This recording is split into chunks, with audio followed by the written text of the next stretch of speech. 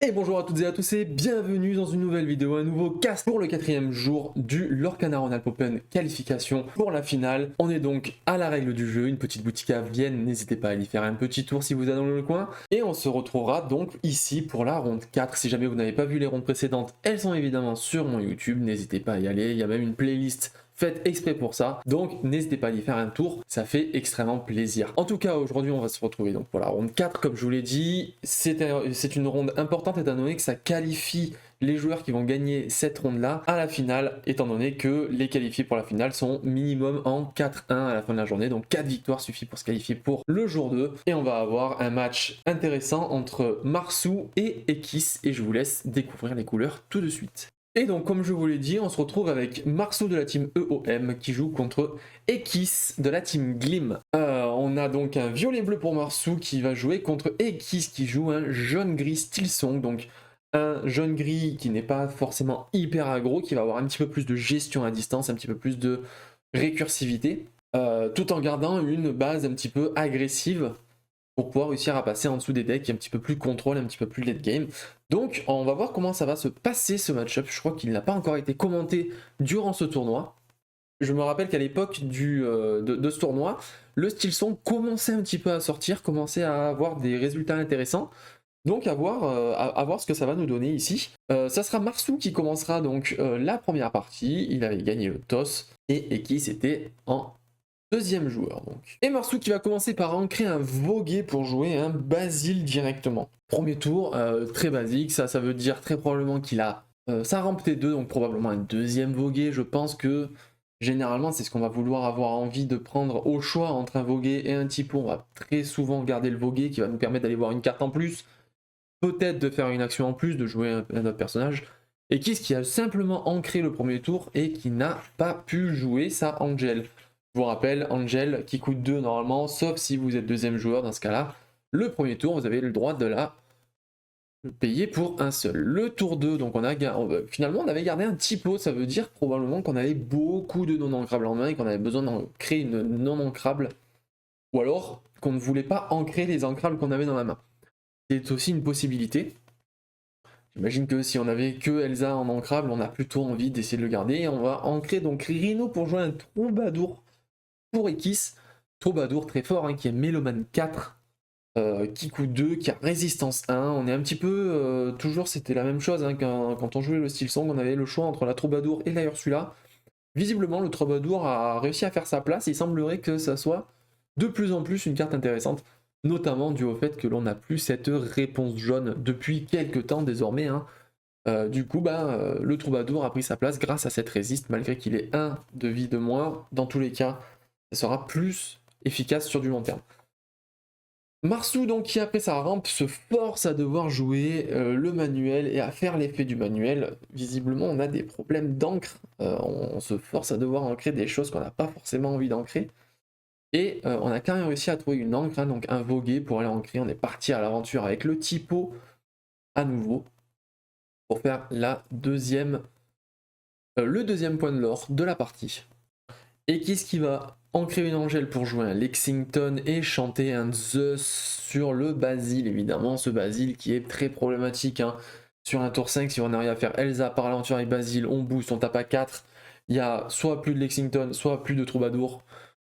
Voilà, autant vous dire que c'est un petit peu gênant, et ce Troubadour T2 qui a réussi à faire une value assez importante au T3, étant donné qu'il va chanter pour 4, plus nous permettre de jouer un personnage qui coûte 3, alors certes, ça nous fait vider la main, mais on arrive quand même à faire un tour important, à contrôler le board. C'est ce que voulait faire Stillsong à l'époque, c'est aujourd'hui ce qu'il a réussi à faire à nouveau d'une manière un petit peu différente.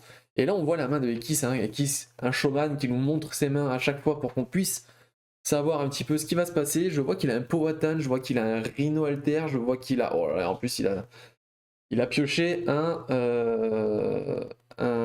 Strength, donc là ça risque d'être un peu plus compliqué quand même de jouer le Strength étant donné que on est que avec 2 personnages. Je pense qu'il ne sera pas joué ce tour-ci d'ailleurs.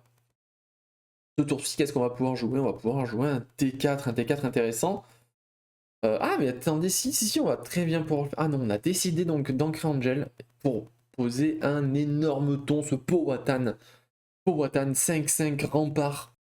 qui est extrêmement difficile et on n'est pas parti à l'aventure avec ce Lexington. Pourquoi? Parce qu'on a actuellement 3 cartes en main.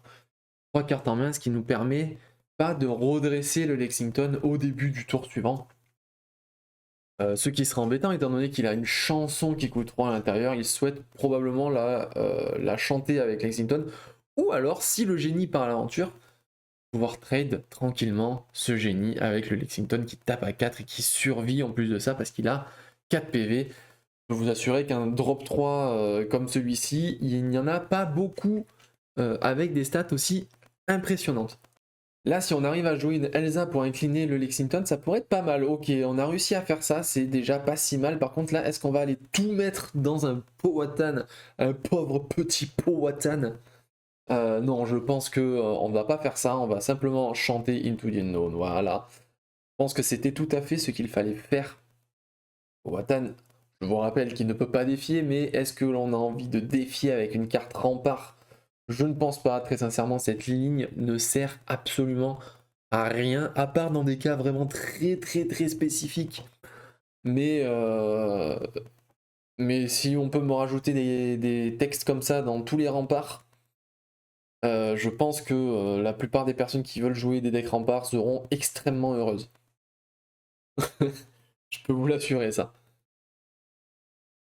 C'est donc une fin de tour, la Elsa qui n'aura donc pas fait grand chose ce tour-ci, il a décidé de ne pas forcément aller trade quoi que ce soit. Le Lexington, comme je vous l'ai dit, qui ne se redresse pas. Oh là là, et là ce tour-là on va pouvoir jouer la mamie feuillage, chanter avec le troubadour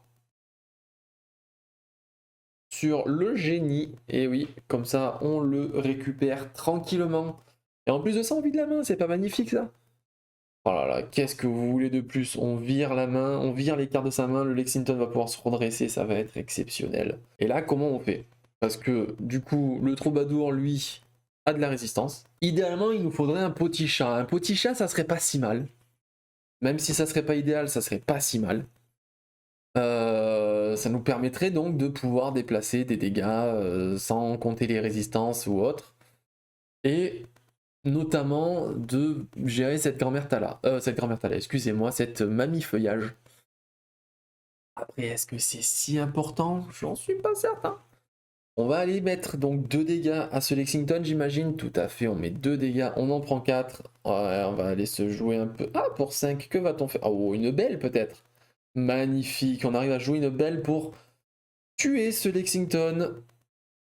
Est-ce qu'on avait envie de tuer le Lexington? Est-ce qu'on avait envie de le laisser comme ça avec 2 PV? Peut-être que gérer le chanteur à 4, ça aurait pas été une mauvaise chose, hein. Mais le choix a été fait différemment. Ça peut se comprendre également, et la alerte c'est très problématique si il arrive à trade la Elsa derrière. Là on a repris le board pour Marsou. Marsou qui joue pas trop mal, qui s'en sort comme il peut, on va dire.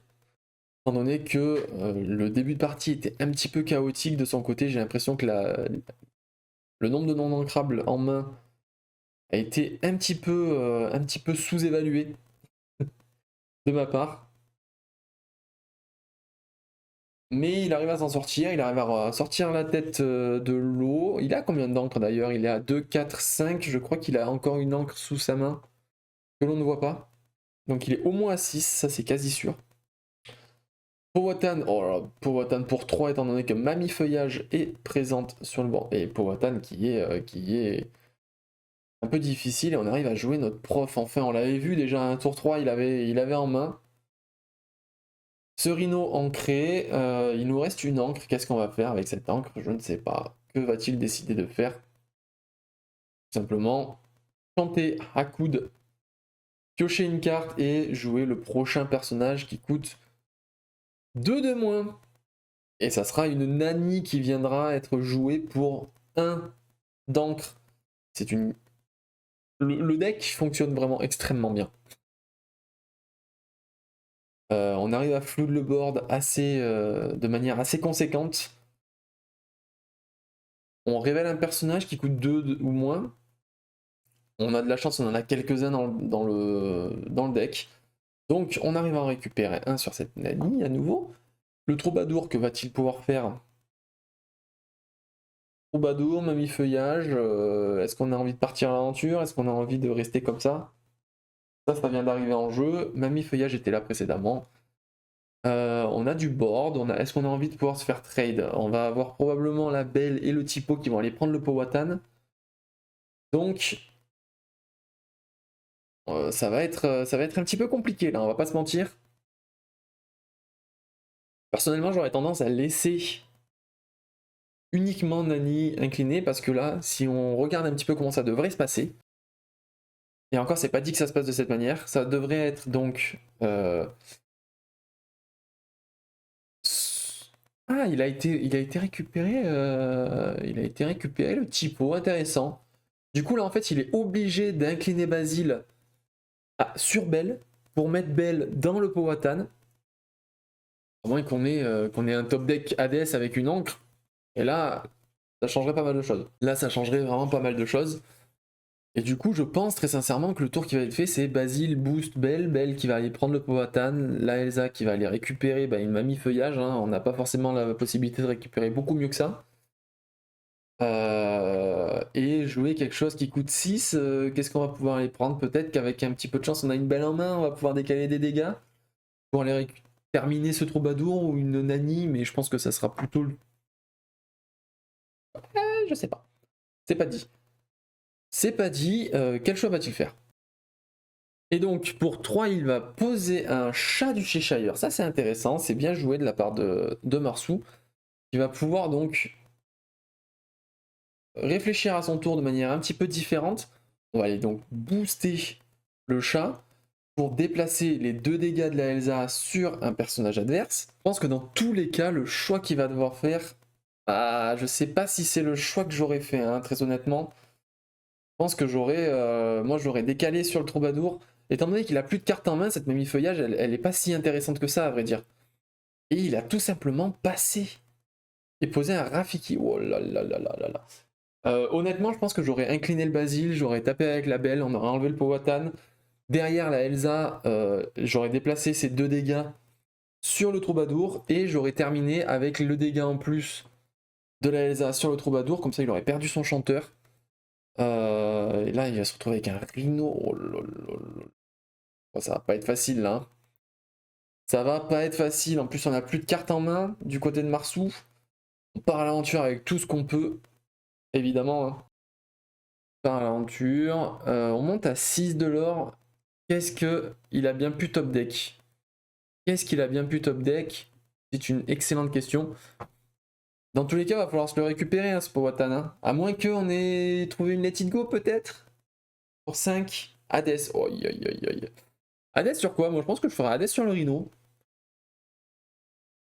Parce que c'est pas quelque chose que j'envisage de gérer ce tour-ci et que d'une manière ou d'une autre, il va falloir récupérer. On n'est pas obligé de cibler le Powhatan, il me semble. Ah, et donc il a décidé de cibler le Powhatan. Ok. Non, c'est Powhatan hein, qui ne partira pas. Aussi simplement, une 5-5, autant faire piocher. Le seul moyen qu'on a actuellement de récupérer ce Powhatan, c'est d'envoyer la Belle, parce qu'on peut pas faire autrement. Ou alors, mais non, mais tout simplement, maintenant on va pouvoir partir à l'aventure avec le Basile, donner plus 2 de force au Rafiki, le Rafiki qui va pouvoir prendre ce Powhatan, et ensuite aller trade de manière différente les différents boards. Tout simplement. Je pense que c'est ce qu'il faut faire et il ne faut pas se perdre surtout dans la manière dont on a de jouer le tour. Que va-t-il faire? Attention, part d'abord à l'aventure par pitié avec le Basile pour aller taper ce Powhatan avec ce Rafiki. Par pitié. Ok, dans un autre monde sur le Powhatan. Pourquoi pas? Part à l'aventure avec le Basile. On va aller taper à 4 du coup sur une Nani. Oui. On prend 3 dégâts. Le Rafiki va aller prendre une autre Nani. Ok. Belle va aller prendre le Troubadour. Ça, c'est pas mal. Un dégât sur cette Belle. Et on n'a pas d'ancrable. Hein. Si on avait pu ancrer et déplacer les dégâts du chat, de la Elsa, excusez-moi, ça aurait été fait avec plaisir sur cette magnifique Angèle ou ce magnifique Rhino. Là, le problème, c'est qu'avec ce move-là, il a été obligé d'incliner son chat. C'est clairement pas idéal. C'est clairement pas idéal étant donné que là, ben, on va probablement avoir un trade du Rhino sur le chat. Oh là là, pour 2, on va poser un petit prof. 5, si jamais on a une gestion à distance, ça va partir tous les jours dans ce chat, je pense. Pour 4, le Zeus, aïe aïe aïe aïe aïe, qu'est-ce qu'on va faire? Le choix est pas si simple à ce moment-là. Hein. Est-ce qu'on a envie d'aller gérer cette Elsa? Est-ce qu'on a plutôt envie... Évidemment, le prof qui va prendre le Basile, ça c'est cadeau, c'est pour moi, je vous l'offre. Pour 4, Zeus sur le chat, ouais, je pense que c'était une des choses à faire. Le Rhino qui va pouvoir aller se faire plaisir sur la belle, hein, je pense. C'est à ça qu'il va servir, tout simplement. Il y avait un monde où il fallait gérer la Elsa, laisser la belle sur le board, qui mourrait dans tous les cas sur ce Rhino. Parce que là, en fait, la Elsa va aller prendre un truc à côté, hein. Comme aurait fait la belle de toute manière. Elle aurait pas été suicidée sur le Rhino. Peut-être qu'il y avait un monde où il fallait cibler cette Elsa, prendre la belle avec le Rhino, récupérer... prendre pas du tout la belle, excusez-moi, prendre le chat avec le Rhino. Et laisser cette belle sur le board. Certes, elle aurait fait de l'or peut-être, mais c'est même pas dit. Et finalement, ce Hades, il ne fera pas piocher. Voilà. On en est arrivé au moment où Ekis comprend qu'il a l'avantage, normalement. On va aller prendre le prof. J'aurais potentiellement pas été prendre le prof. Si, il fallait prendre le prof. Sinon, Elsa mourrait, évidemment. Très belle partie hein, de la part des deux joueurs. Pour 2, on va jouer à nouveau une Angel. Pour 5, le Stitch. Je vous rappelle l'effet de ce Stitch. Si vous avez 2 autres personnages que ce Stitch en jeu et que vous partez à l'aventure, celui-ci vous fait piocher une carte. Là, ça serait un peu osé hein, de partir trade. Non. Oh, on parlait 2 à l'aventure? Ah, c'est osé ça. Je pense que j'aurais pas osé partir à l'aventure à ce moment-là, étant donné qu'on a besoin de faire l'effet de ce Stitch pour se relancer. Si jamais la prochaine carte n'est pas une carte personnage, ça sera un petit peu plus compliqué pour Ekis. Ouais, bon, dans tous les cas, ça aurait pas changé le cours du jeu, malheureusement pour lui. Le Hades qui est pas mal à ce moment-là. Hein.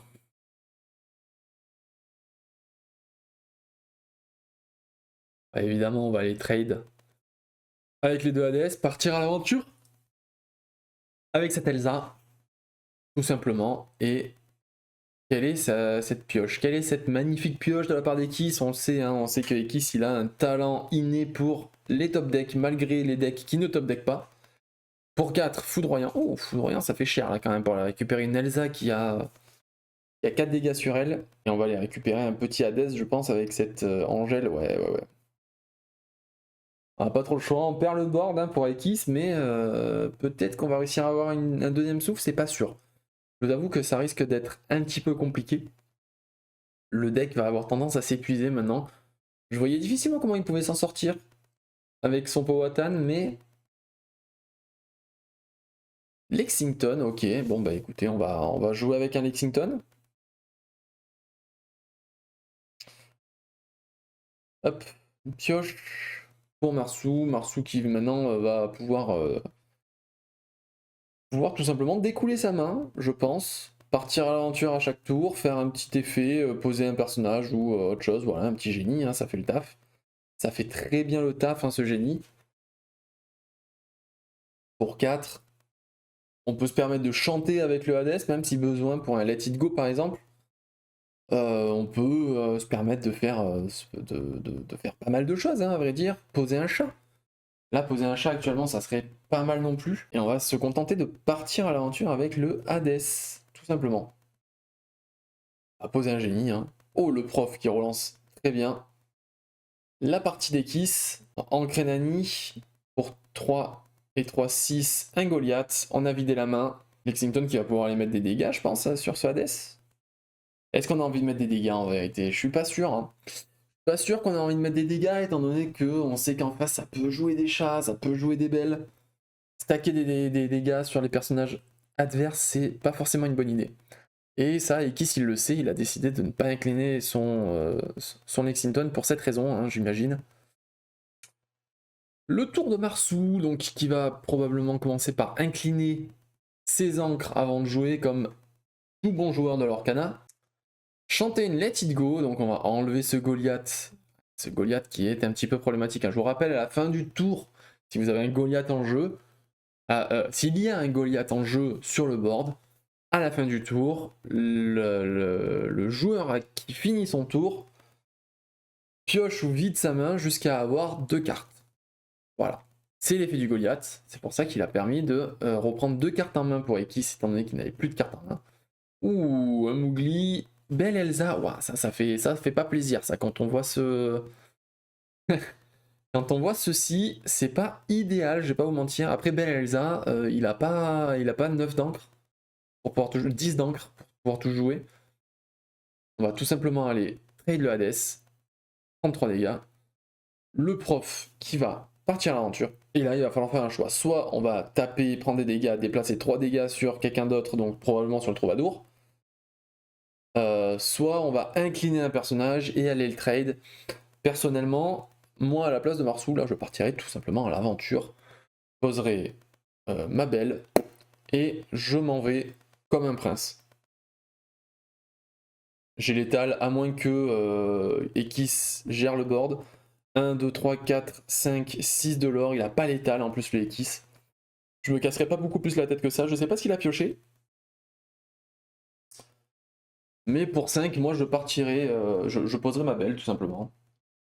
Et il va décider d'aller trade le Lexington pour déplacer des dégâts avec la belle sur le troubadour, j'imagine. Probablement le troubadour. Hein. Sur le prof. Ok. Et il part à l'aventure avec le génie. Alors, ça se comprend également parce qu'il a toujours le létal à ce moment-là, sauf que, bon bah... On va les piocher, hein, avec ce Stitch. Dans tous les cas, en fait, il n'empêchait pas la pioche du Stitch. Pour moi, tu passes à 18, tu t'assures... Ok, oh, il a pris que 1 de l'or. Ok, bon, autant pour moi. Bon, il était à 10. On va récupérer une mamie feuillage avec la Nani. Mais là, on n'a pas besoin de personnage, hein, on a besoin d'aller gérer les choses. Et je pense pas qu'on ait beaucoup de manières de gérer. Il va falloir un miracle. Pour Ekis, il va falloir un double Zeus. Non.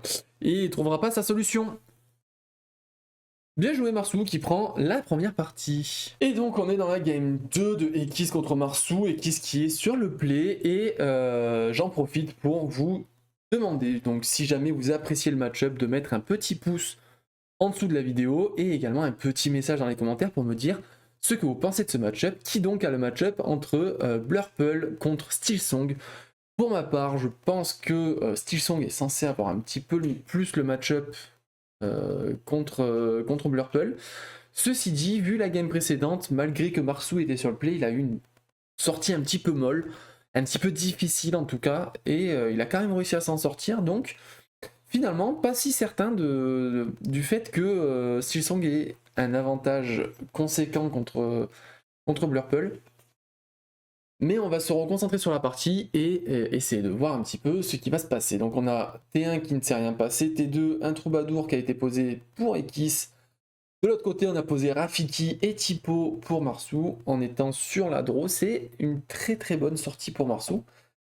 Tour 3, on a réussi à chanter ce Haakoud avec le troubadour. Haakoud, hein, je vous le rappelle, hein, l'effet de Haakoud. C'est vous piochez une carte et le prochain personnage que vous jouez peut coûter vous coûtera 2 d'encre en moins. Autant vous dire que une sortie comme celle-ci, ça fait plaisir si jamais vous avez une mamie feuillage dans les mains, c'est pas si mal. Et en plus de ça, donc là, sur un tour 3, il a quand même réussi à chanter une chanson, piocher une carte, jouer un personnage gratuitement, étant donné qu'il coûtait que 2, puis jouer un autre personnage qui était censé coûter 4 et qui coûtera que 3, étant donné que le personnage qu'il a joué gratuitement coûte fait payer un de moins le prochain personnage. Il a fait un tour à 3 en jouant au final une action à 3, un personnage à 2 et un personnage à 4. 4 et 2, 6 et 3, 9. Il a fait un tour 3 à 9 d'encre. Autant vous dire que c'est exceptionnel. Tout ça en ayant pioché une carte quand même. Ça peut faire des sorties extrêmement puissantes. Steel Song, si ça sort de cette manière-là, on voit difficilement comment on s'en sort. En plus de ça, il arrive à trouver des choses exceptionnelles. Hop, on va aller se prendre le petit typo avec la Angel, partir à l'aventure, prendre le premier point de l'or. Et là, là, ça va être compliqué pour Marsu. Là, ça va être un petit peu difficile. Il nous reste une carte en main, parce qu'en plus de ça, on a eu un prof, sinon ça n'aurait pas été drôle. Voilà. Prof qui a permis de reprendre 2 cartes en main, de faire un effet de Raising Fire. Non, pas... de plus ardent. La Elsa qui va aller prendre cette Angèle. 3 dégâts gratuitement, comme ça, paf. On est obligé, et là, ce Lexington qui va pouvoir se faire tellement plaisir. Oh oui, en plus on a un Rhino, c'était tout à fait réfléchi de la part de Ekis.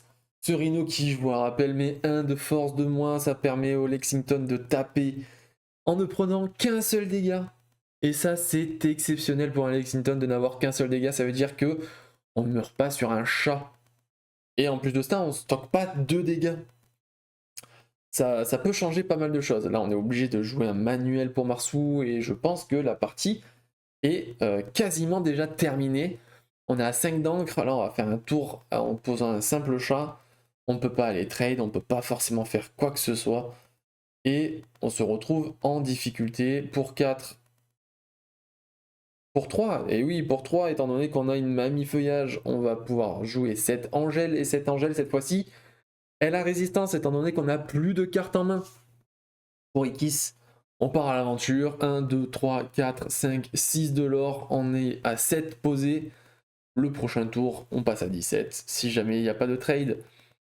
Et là, comment on veut faire les trades? Ben là, il faut prier. Il faut prier, il faut aller prendre... Comment on peut faire en vérité là on est mignon, mais... Oh, on va incliner cette Angel. On s'en fout d'incliner l'Angel de toute manière. Nous, ce qu'on veut, c'est aller trade les personnages. Le Lexington qui va aller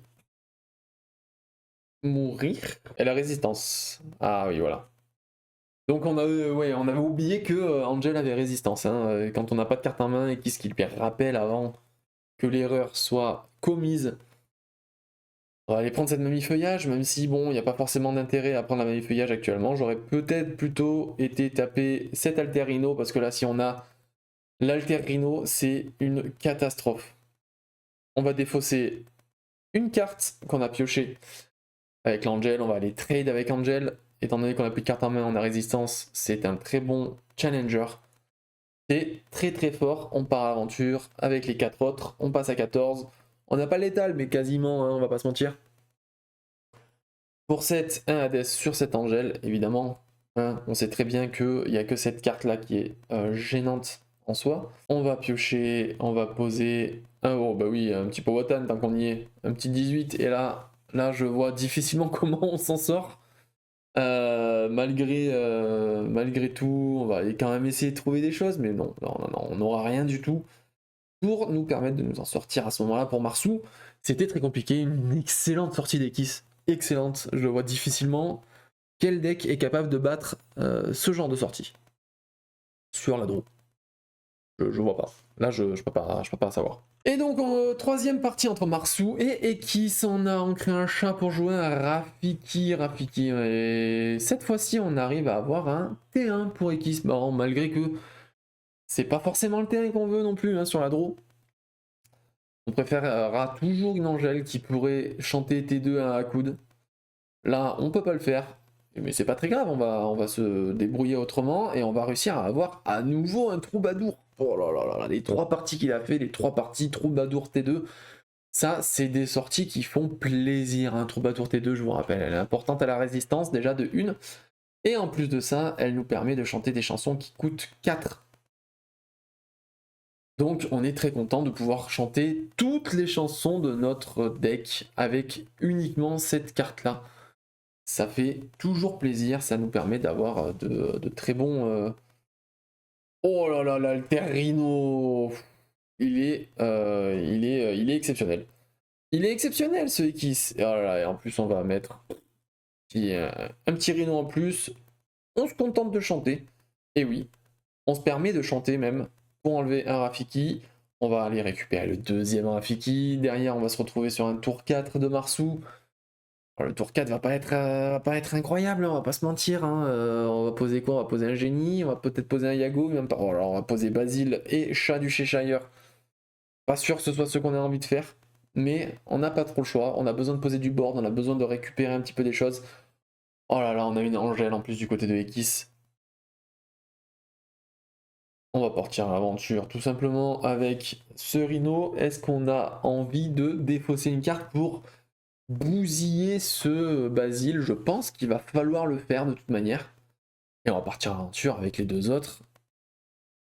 Et on décide de ne pas défausser avec cette Angèle sur le board. On laisse ce Basile tout simplement faire ce qu'il a à faire. Et heureusement que c'est pas une Angèle. Heureusement que c'est pas une... comment ça s'appelle?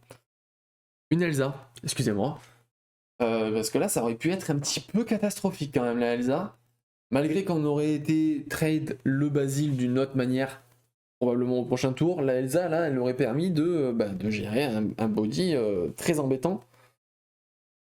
Euh, bien plus facilement. Et là, on est en train de réfléchir à envoyer le Basile dans un Rhino, là? J'imagine qu'on n'est pas vraiment en train de réfléchir à ce genre de choses. Et si. Après, c'est aussi du fait qu'il y a l'Angel qui est en jeu. Hein. Si jamais il arrive à défausser une carte, mettre deux, ouais, on va chanter avec le troubadour, on va poser un prof. C'est pour ça qu'il a pas voulu défausser, parce qu'il fallait qu'il... Oh là là, prof qui touche prof, magnifique! Oh là là là là là là. Comment on fait pour s'en sortir de ça, là?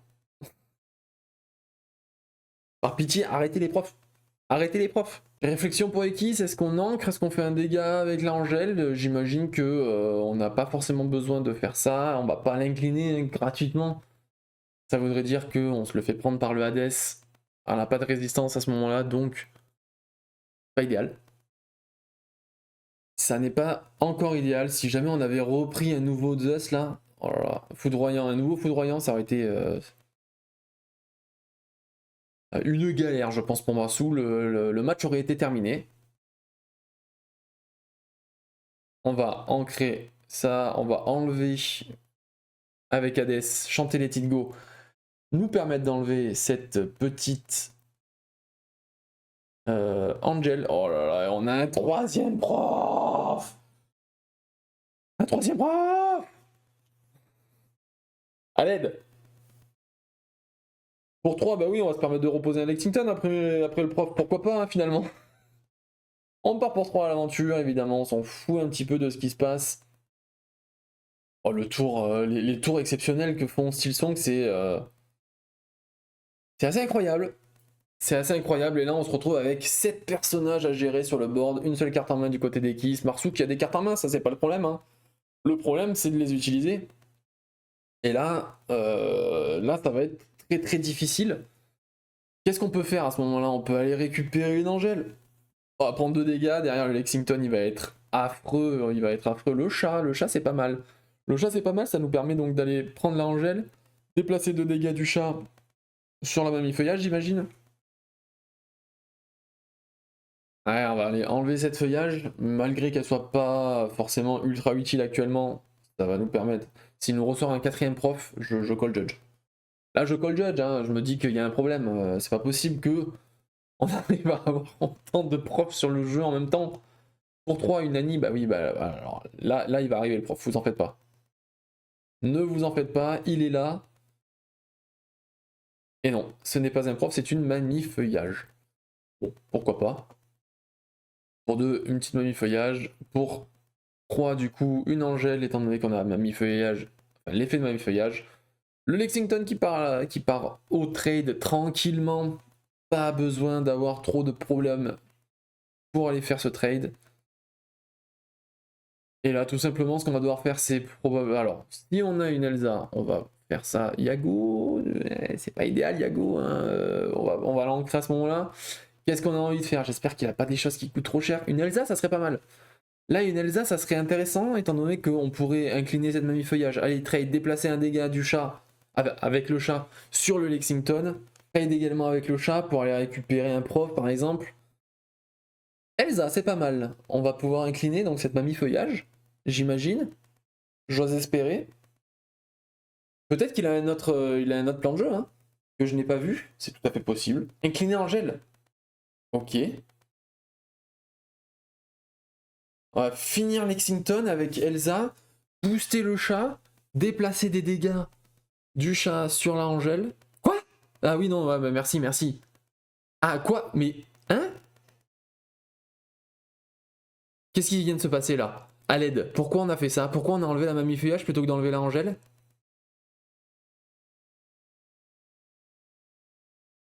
La Angèle est tous les jours beaucoup plus problématique, je pense, là. Que vient-il de se passer? On vient de suicider son chat. Il a suicidé son chat. À l'aide.